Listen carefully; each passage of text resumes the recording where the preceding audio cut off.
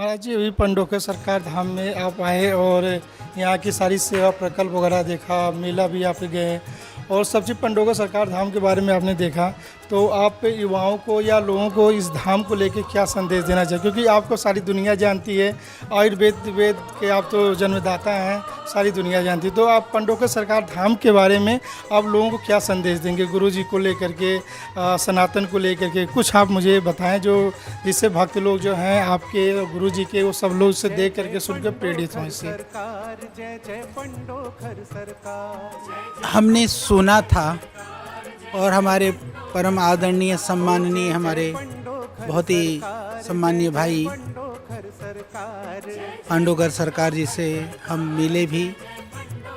यहाँ के विषय में एक कल्पना कह सकते हैं, हमारे मन में एक भाव था, पर जो हमने यहाँ देखा, जो एक व्यक्ति का प्रयास कि एक व्यक्ति, जैसे कहते हैं कि एक पुत्र यदि सुपुत्र होता है तो 21 कुलों को तारता है। तो मैं आदरणीय भाई साहब को कह रहा था कि आप 21 कुलों को नहीं, इस पूरे क्षेत्र को ही नहीं, पूरे मध्य प्रदेश को ही नहीं, सनातन परंपरा को पूरी दुनिया के हृदय में और दिलों में बसाने के लिए आप बड़ा कार्य कर रहे हैं। भगवान ने आपको निमित्त बना करके बड़ा सेवा कार्य करवा रहे हैं। और सच में ये यहाँ आकर के आप महसूस कर सकते हैं कि सिर्फ बातों की बात नहीं। हमेशा मैं एक बात कहता हूँ कि जो कर्म की ध्वनि होती है वो शब्दों की ध्वनि से बहुत गहरी होती है।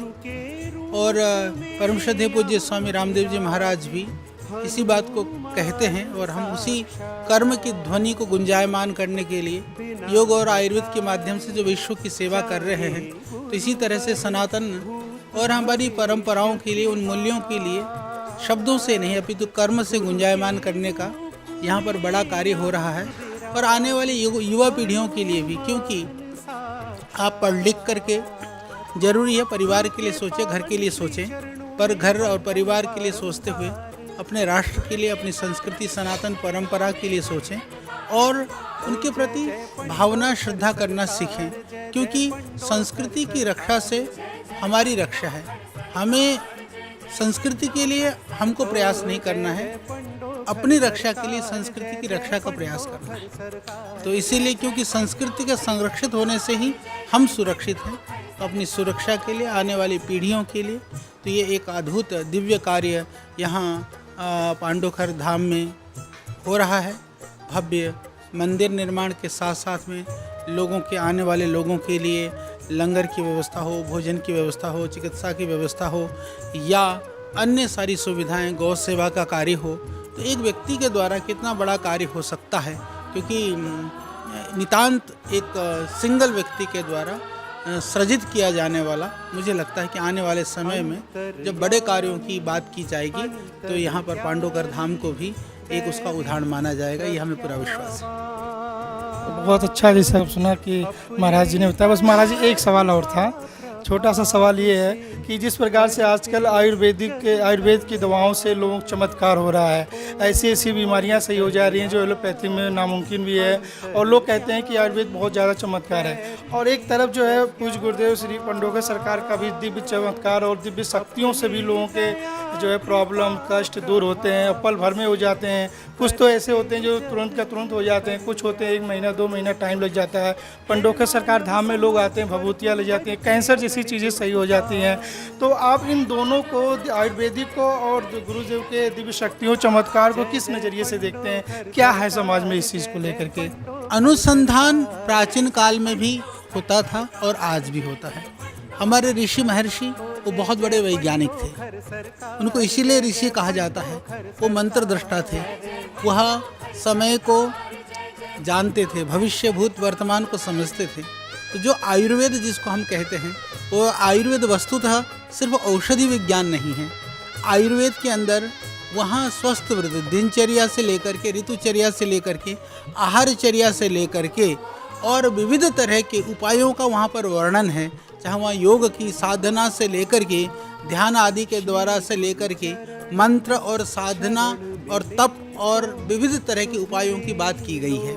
इसीलिए चिकित्सा के लिए भी यदि आप उपवास करते हैं, मंत्र जाप करते हैं और साधना करते हैं, औषधियों का सेवन करते हैं, तो ये सब मिल करके आप तब जल्दी ठीक हो सकते हैं। तो ये अंग है उसका, ये अलग से नहीं है, आप ऐसा मानिए। तो इसीलिए औषधि का जो द्रव्यों का अलग कार्य है, मंत्रों का अलग कार्य है, साधना का अलग कार्य है, तप का अलग कार्य है। यदि आप सबको मिला करके करते हैं तो जल्दी ठीक हो जाएंगे और पक्का ठीक होंगे, निश्चित रूप से ठीक होंगे। और यह भी हमारी सनातन वैदिक परंपरा की यह शक्ति है, सामर्थ्य है, यह ऋषियों की देन है।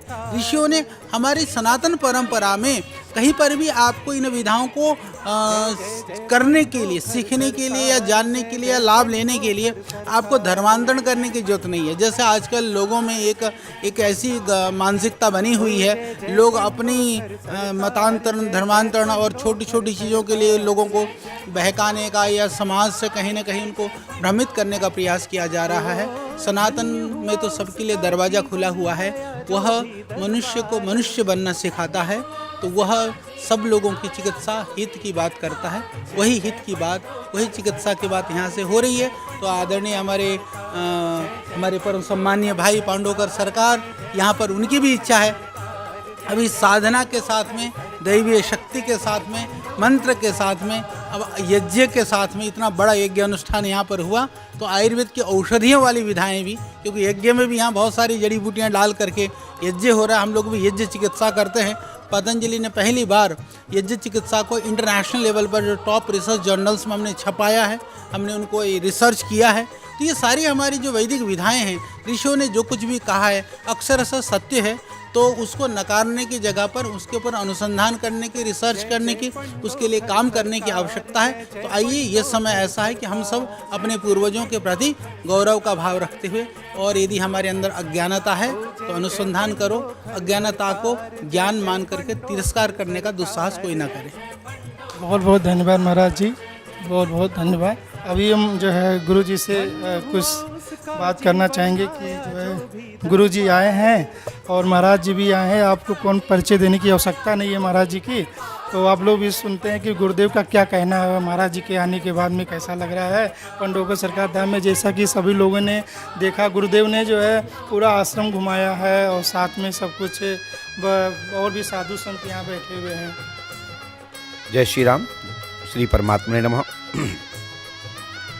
आज का वो दिव्य दिन है, वो क्षण है जिस क्षण संत, योगी, तपस्वी, अनुष्ठानी या परम तेजस्वी जिसको कहा जाए, परमात्मा को जो जानने वाले, ब्रह्म को जानने वाले, यज्ञ विधा को जानने वाले, आयुर्वेदिक को जानने वाले, जब ऐसे महर्षिगण जब जहाँ भी जिस जगह भी पहुँचते हैं वो स्वयं वो स्थल इतना पवित्र हो जाता है। ऐसे माने जैसे कि प्रयागराज में जब संतों का आगमन होता है, हर प्रकार के योगी जन आते हैं, भक्त आते हैं, तो महाकुंभ बन जाता है। इस समय संतों के साथ साथ योगी जन, महर्षि जन, तपस्वी, अनुष्ठानी, हठ योगी इत्यादि समस्त लोग मेला में आकर के साधु संत हमारे क्षेत्रवासियों को जो आशीर्वाद दे रहे हैं, जो आशीर्वाद दिया है, जो अवसर दिया है, इस अवसर को जो जान गया उसका उद्धार हो गया, जो मान गया उसके जीवन में हर प्रकार का उदय हो गया। संत जब आशीर्वाद देते हैं, संतों का आगमन ही बहुत होता है। जिस धरा पर, जिस स्थान पर जब संतों के चरण रज स्पर्श होते हैं उस भूमि पर, और जब वो रज समाहित रूप से सब में फैलती है, किसी भी प्रकार से वो रज मस्तक लगती है, तो वहीं पर परमात्मा की कृपा प्राप्त हो जाती है।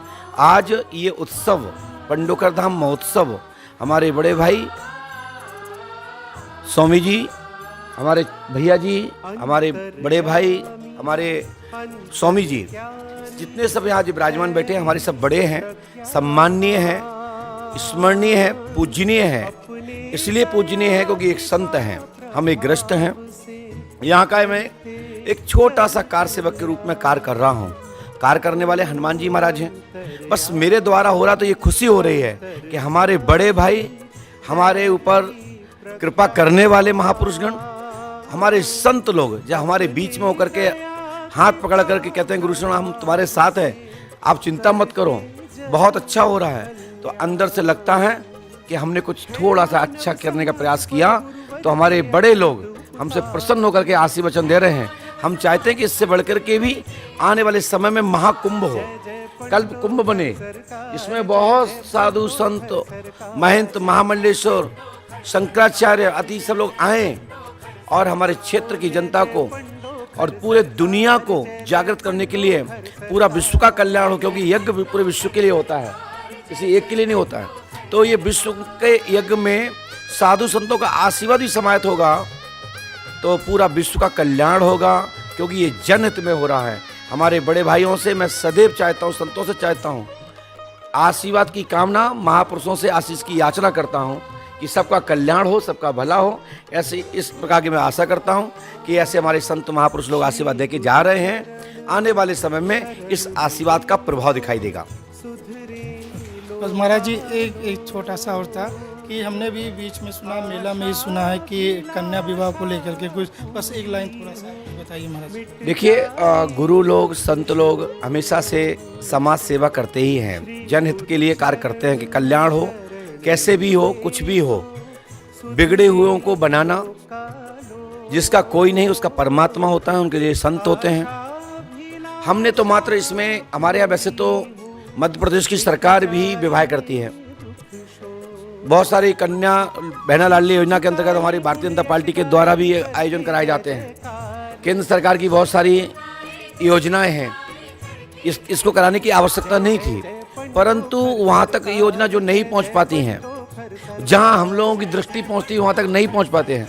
तो हम चाहते हैं कि भक्तों के माध्यम से ये ऐसी बेटा बेटियों का कन्यादान लिया जाए, जिनको कष्ट है कि हमारे पिता होते तो हमारा विवाह कैसा होता, हमारे भाई होते तो हमारा विवाह कैसा होता, हमारी माँ होती तो हमारा विवाह कैसा होता। उनको ये ना रहे कि हमारा कोई नहीं है, उनका भाई भी मैं हूँ, पिता के रूप में मैं हूँ और उनके गार्जियन के रूप में भी मैं हूँ, कि ऐसे बच्चों के विवाह हों जो बच्चे अपनी ससुराल जाएं और पंडोखर धाम के बारे में कहें कि हमारे गुरुजी ने यज्ञ किया था, उस यज्ञ में हमारा विवाह हुआ है। लोग कहते हैं ना सहज, क्या तुम्हारे बाप ने कोई यज्ञ कराया था, शादी तो की है, तो वो बेटियां कहेंगी कि हमारे पिता ने, हमारे भाई ने यज्ञ किया था, उसमें शादी हुई थी। वास्तविक हमारे पिता ने यज्ञ नहीं महायज्ञ कराया, हमारे भाई ने यज्ञ नहीं महायज्ञ कराया, उसमें अपनी बेटियों को, अपनी बहनों को अपने हाथ से पीले हाथ कराएंगे और उनका घर बसाएंगे, ऐसा मेरा संकल्प है। और आगे जैसा भी महापुरुषों का आशीर्वाद होगा, भगवत कृपा होगी, उस कार्यक्रम को बढ़ाया जाएगा।